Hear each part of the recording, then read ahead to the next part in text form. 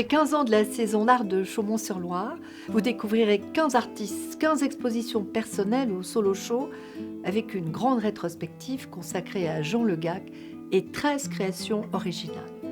Nous avons tout d'abord le grand bonheur d'accueillir une grande exposition de l'artiste Jean Le Gac dans 9 salles du château.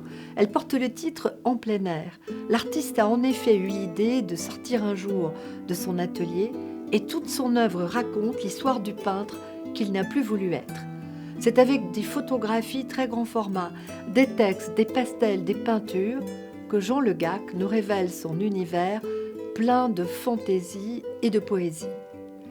La poésie est l'un des points communs des artistes du domaine et nombre d'entre eux ont créé des œuvres d'une grande spiritualité.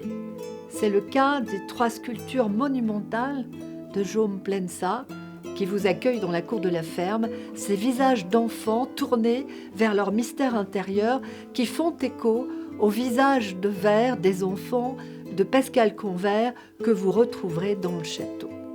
Poésie également dans l'œuvre originale de Fabienne Verdier, créée pour Chaumont-sur-Loire, avec des tourbillons d'eau qui répondent aux tourbillons qui agitent l'univers autant que nos âmes.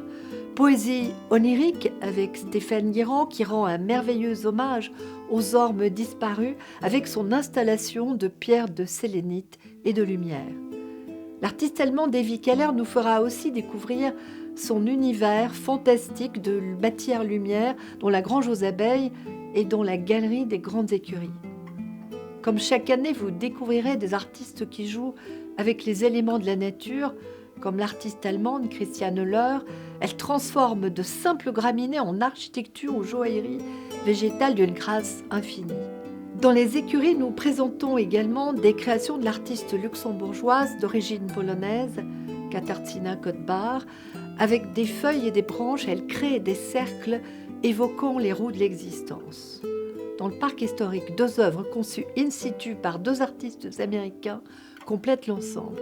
Alison Stigora rend hommage aux fleuves et aux énergies en mouvement et en suspens, et John Grade, avec son magnifique réservoir à eau, nous fait rêver sous les grands cèdres. Mais le domaine accueille aussi des objets précieux, assemblés comme dans des cabinets de curiosités. Les fascinantes déesses végétales au visage paysage en céramique de Françoise Vergier conversent avec les mobiliers anciens du château, tandis que Carole Benzaken a installé ses bibliothèques paysages près de celles de la princesse de Broglie, transfigurées depuis peu par les ouvrages cristallisés de Pascal Convert. Et dans l'asinerie de la cour de la ferme, l'Éliade de Moisy vous séduira avec d'étranges objets mi-végétaux, mi-animaux. Enfin, dans les lestes du château, récemment restauré, vous pourrez découvrir la galerie digitale avec une extraordinaire création mondiale de Cayola, inspirée des jardins de Chaumont-sur-Loire, où l'artiste allie culture picturale et création numérique.